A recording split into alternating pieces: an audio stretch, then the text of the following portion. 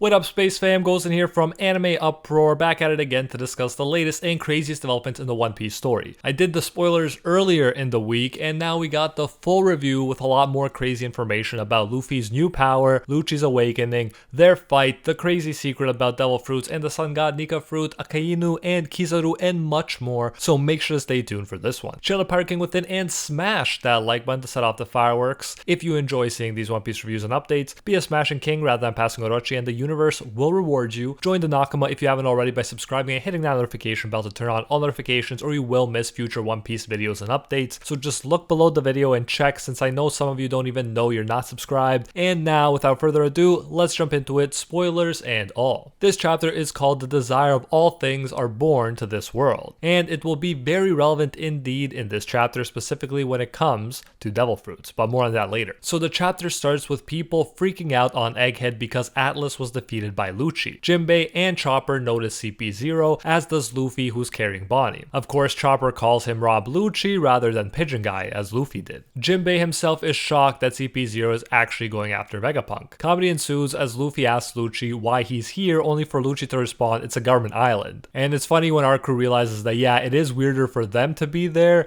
than it is for CP0 to be there. Kaku also notices Jewelry Bonnie, but says that Lucci can't lay a hand on them since Straw Hat is now a Yonko, and I love that. They need permission to attack our protagonist now, that's how big of a deal it is, but the history of these two guys we all know will make it impossible for them to hold back here. And Stussy even points out that Kaku is right, since a skirmish with a Yonko can turn into an all-out war. So she says they gotta report this immediately to the Marines. Luffy leaves Bonnie to Jinbei and is then shocked to see what happened to Atlas. We can see that Lucci is itching for a fight even though he knows it's not a good idea. A funny moment for me is when Luffy tells Chopper to look after Atlas, only for Chopper to agree, but suggests that Frankie may be more suited to the job because of course the girl Luffy wants to help is not a real human, but more like a robot. Luffy can't stand what Lucci did, saying this girl gave them meals to eat, and so you know he's not gonna let it go. I love how although Luffy wouldn't describe himself as a hero or good guy, if you mess with someone who was nice to him, he'll flip out. He has his own form of justice, and I think it's great. If Sakazuki is absolute justice and Kuzan is lazy justice, then let me know what you would call Luffy's form of justice in the comments. And smash that like button if you already knew that Luffy was gonna fight Lucci at this point and there was no going back. Now speaking of Sakazuki, we jump to him at Marine headquarters. He's found out that the Straw Hats are in Egghead, and he comments that the situation is getting more and more complicated. Sakazuki even says that the brats should have consulted him before forcing their entry on Egghead and declaring a war. He knows how important this situation is. If Vegapunk joins the Straw Hats, it leaves a crack on their enormous military strength. He asks where Kizaru is,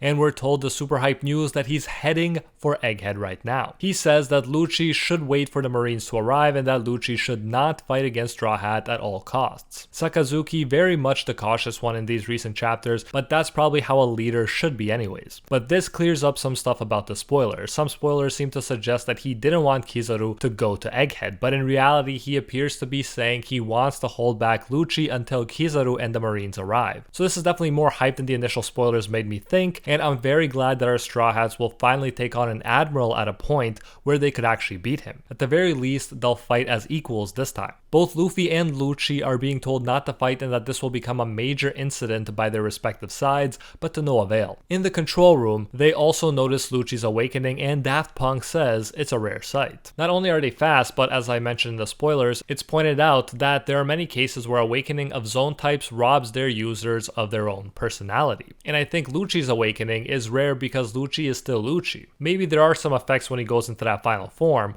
but he's still a far cry from those simple awakened zone jail beasts who were nowhere near as hype as this. Now his awakened form looks great. I love the black flames that make up his hair and even the black clouds or flames that surround his body, just like Luffy has but white in his awakened form. Perhaps the only critique is that his form isn't that different from his normal hybrid form. But hey, it was already really cool, and not every awakening needs to be as dramatic as Luffy's. Lucci says after showing off his awakened leopard fruit, Straw Hat, don't think you're the only one who's gotten stronger. And again, you just have Kaku in the back nervously saying that they don't have permission yet. Great stuff, and I noted this in the spoiler video, but I love the world of One Piece and how time doesn't stop for old antagonists. They can still get stronger, then show up again to challenge Luffy like this. It's pretty refreshing and great to see. Then Luffy's awakened form shocks Vegapunk as he speaks of the White Warrior. When he asks about the transformation, Nami simply says it's the Gomu Gomu no Mi. Vegapunk's knowledge though leads him to reveal the truth that there is no record of the Gomu Gomu no Mi in the old Devil Fruit Encyclopedia at all. He says the form looks exactly like the god mentioned in the ancient documents, the warrior of liberation that is always playful and puts a smile on people's faces, also known as the sun god Nika. We're further told by this genius that Nika has been erased from history, but as long as people continue to yearn for it, its existence will never disappear. And here comes the title when he says the desires of all things are born in this world. Take for example the devil fruits. They have the potential of human evolution that humanity wished for. Wouldn't it be nice if I was like that? Or wouldn't it be great if I was like this? They have the powers of the diverse future of humankind. Therefore, these abnormalities are hated by the sea, the mother of all nature. Their existence is burdened with this punishment. These so-called devil fruit users are beings living in a completely different world that many people wished for and envisioned. That's Vegapunk's theory, and he comments on how there's no need to think about whether there's a god or not. Isn't this world so interesting, he asks. Oda has always been big about this idea of envisioning a future and the power of that vision to manifest in the real world. Luffy's vision of being Pirate King has brought him all this way after all. But in this chapter, they take it to an extreme where practically any desires, even literally impossible thoughts, can come about in the form of devil fruits. If our world worked like this, then a lot of us would be doing Kamehamehas for real right now. But still,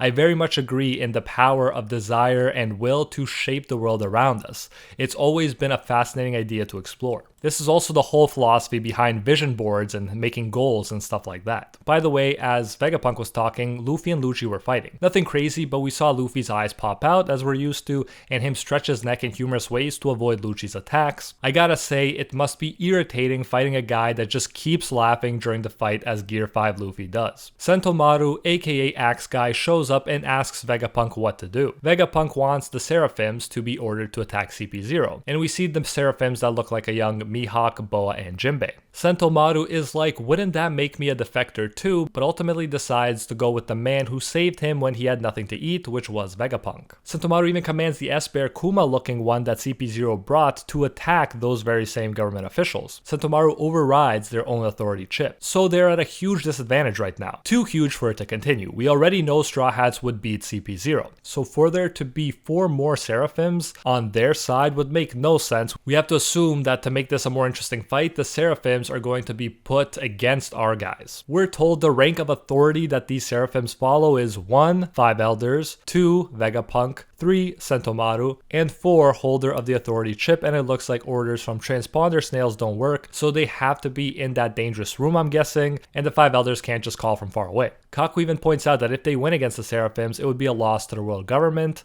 if they destroyed the Seraphims, and he's angry that Lucci won't think things through. And again, maybe this has something to do with the awakening, but I also feel like he wants revenge for their fight in the past. Then Luffy uses a new attack, which is hilarious. It's called Mole Pistol, and pretty much his fist enters into the ground like a mole digging a hole, and then comes out of the ground close to Lucci and hits him in the gut. Love the imaginativeness of it and of this whole form. Finally, Jinbei sees his miniature, and they realize that the Seraphims are similar in looks to the former members of the 7 Warlords. Jinbei thinks he never thought they'd be able to clone them. We've been noticing the similarities for a while on this channel, but good to actually see the Warlord Seraphims pointed out as such in the chapter. Luffy, after delivering a big hit to Lucci, goes over to talk to Axe Guy, who doesn't like being called Axe Guy, by the way, and even says that Luffy is his enemy. Still, he asks Luffy if he'll help Vegapunk, and Luffy agrees to take the genius with him. Hashtag Vegapunk for Straw Hat, but also hashtag Bonnie for Straw Hat. Anyways, just as Axe Guy is saying,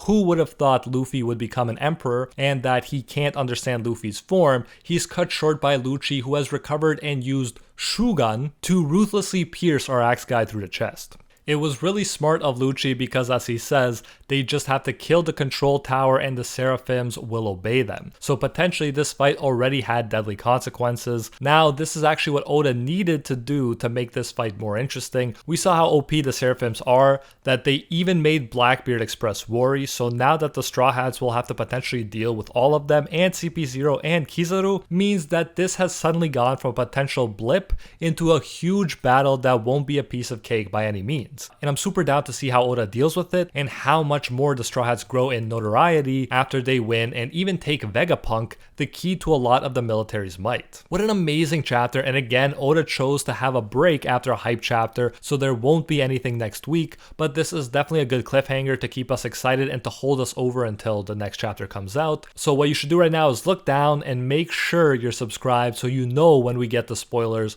or the full review of the next chapter. Let me know your thoughts on the chapter, who will take on Kizaru, and how long will it take Luffy to deal with Lucci? So many questions were posed by this chapter. If you enjoyed this review and want to keep them coming, channel Parking Within and smash that like button to set off the fireworks. If you don't see fireworks, you probably didn't do it right. Be a smashing pirate king rather than a passing Orochi, and the universe will reward you. This chapter was actually all about that. Join the Nakama if you haven't already by subscribing and hitting that notification bell to turn on all notifications, or you will miss future One Piece videos and updates. So like I said before, just quickly look below the video and check, since I know some of you don't even know you're not subscribed. While you wait for the next chapter to drop, feel free to check out my huge and growing One Piece playlist, which includes videos on all the Yonko, all Admirals, all Zones, and much more. Link to that is in the description and on screen now. Thanks again for watching, and until next time, see you, Space Cowboys.